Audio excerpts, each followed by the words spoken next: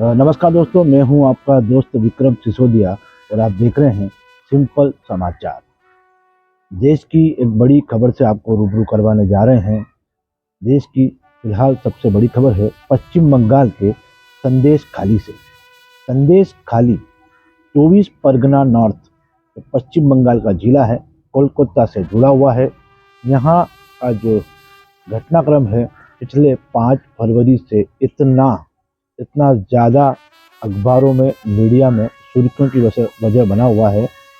कारण है कि वहाँ पर कुछ ऐसा घटनाक्रम हुआ था जिसमें आम जनता की सोच, इसके अलावा प्रशासनिक और राजनीतिक महकमा इस चिंता में है कि कहीं ये जो आग संदेश खाली से होकर निकली है, कहीं ये पश्चिम बंगाल को किसी तरह से बेवजह परेशान न कर दे। संदेश खाली नॉर्थ 24 परगना, जो पश्चिम बंगाल का एक जिला है, उसका एक एरिया है। कोलकाता से फेरी घाट, हावड़ा का जो ब्रिज है वहाँ फेरी घाट है, फेरी घाट से होकर संदेश खाली पहुँचा जाता है। हिंदू मुस्लिम की वहाँ बराबर कम्युनिटी है, सभी लोग अच्छी तरह से रहते हैं। लेकिन फिलहाल जो घटना का मैं आपको विस्तार से बताने जा रहा हूँ। घटना की शुरुआत ये होती है कि 5 फरवरी को शाहजहां शेख नाम का एक शख्स है, जो टीएमसी तृणमूल कांग्रेस का नेता है।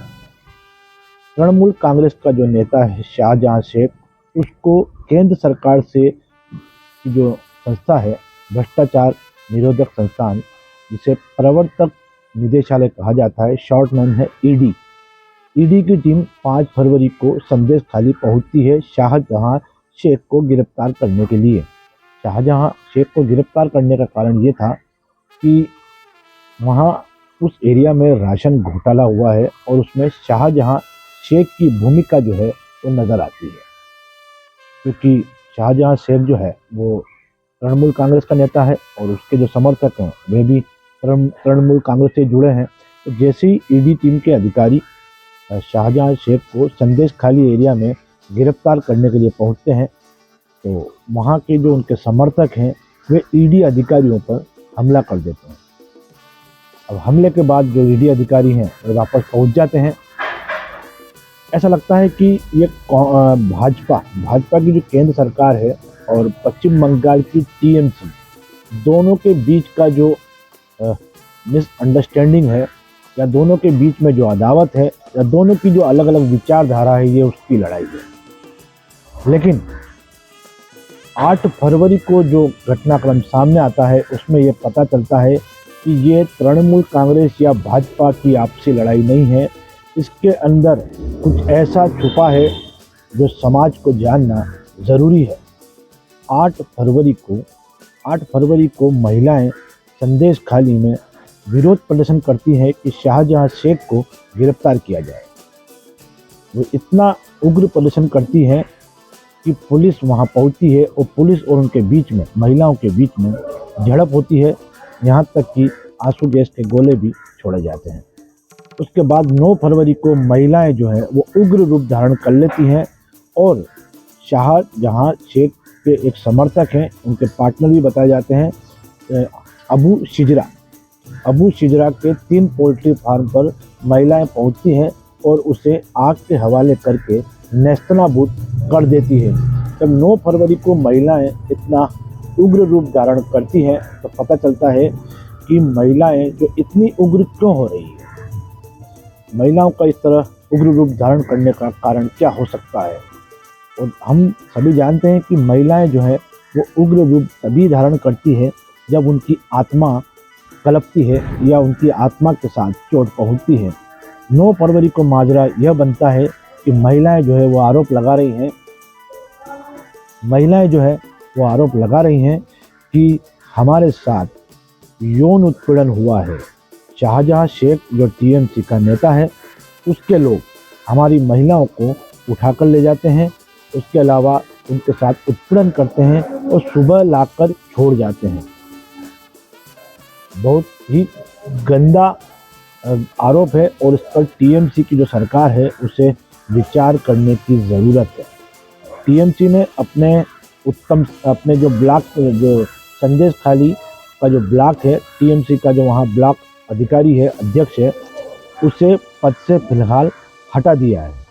9 फरवरी का जो मामला था उसके बाद पूरे देश में ये बात पहुंची कि संदेश खाली का जो टीएमसी का नेता है वह इस तरह की हरकत करता है। उससे जुड़े लोग महिलाओं को पहले सर्वे करते हैं, अच्छी महिलाओं को देखते हैं, पार्टी की मीटिंगों में ले जाते हैं और वगैरह वगैरह जो आरोप सामने आए। उसके बाद केंद्र सरकार चेती और केंद्र सरकार ने ये अपनी अपनी टीम भेजी कि इसकी जांच होना चाहिए। और आपको बता दें कि कोलकाता हाई कोर्ट ने के एक जज हैं, उन्होंने स्वतः संज्ञान में लिया ये मामला कि आखिर ये वजह क्या हो सकती है कि इतना बड़ा आरोप है। तो उन्होंने ममता सरकार को आदेश दिया है, नोटिस दिया है कि 20 फरवरी तक इस मामले की जांच करके पूरी रिपोर्ट हाई कोर्ट को सौंपी जाए। इसके अलावा कांग्रेस के सांसद हैं। हाँ, इससे पहले बता दूं आपको कि ममता सरकार ने पश्चिम बंगाल का जो संदेश खाली एरिया है, संदेश खाली एरिया में धारा 144 लागू कर दी थी। उसके लिए भी हाई कोर्ट के जज ने ये आदेश दिया है कि 144 की धारा है वह संदेश खाली से हटाई जाए। और कांग्रेस के सांसद हैं अधीर रंजन चौधरी, उन्होंने भी वहां पहुंचने की कोशिश की।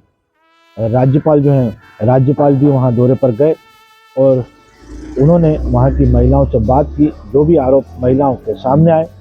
उसके बाद राज्यपाल CV आनंद बोस का बयान आया है कि रविंद्रनाथ टैगोर की भूमि पर ये इस तरह का आरोप होना वाकई में शर्मनाक है और ममता सरकार को एक्शन लेना चाहिए। इसके अलावा नेता प्रतिपक्ष जो भाजपा के नेता हैं शुभेंदु अधिकारी, उन्होंने भी ये बड़ा दावा किया था कि ममता सरकार ने अगर संदेश खाली के हालात नहीं सुधारे तो वे पैदल मार्च करके संदेश खाली पहुंच जाएंगे। उसके बाद जो अप्रिय स्थिति होगी उसकी जवाबदार ममता बनर्जी ही होगी।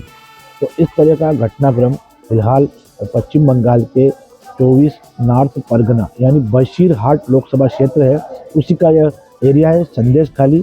और यहाँ की महिलाओं ने आरोप लगाए हैं कि टीएमसी के जो लोग हैं वे इस तरह के घटनाक्रम को अंजाम देते हैं, महिलाओं की असमत लूटते हैं, महिलाओं पर बुरी नज़र रखते हैं। इसके अलावा जो महिलाएं अकेली होती हैं उनकी ज़मीनें तक हड़प ली जाती हैं और उनके साथ इतना गंदा काम किया जाता है जिसको बयां करना मुश्किल है। हालांकि लोकल जो पुलिस है और जो प्रदेश की पुलिस है, प्रदेश के पुलिस अधिकारी भी वहां पहुंचे, उन्होंने भी जायजा लिया, लेकिन बलात्कार संबंधित कोई भी घटनाक्रम या कोई भी रिपोर्ट सामने जो मौखिक रूप से आ रही थी वह कागजों पर नहीं आ पाई है।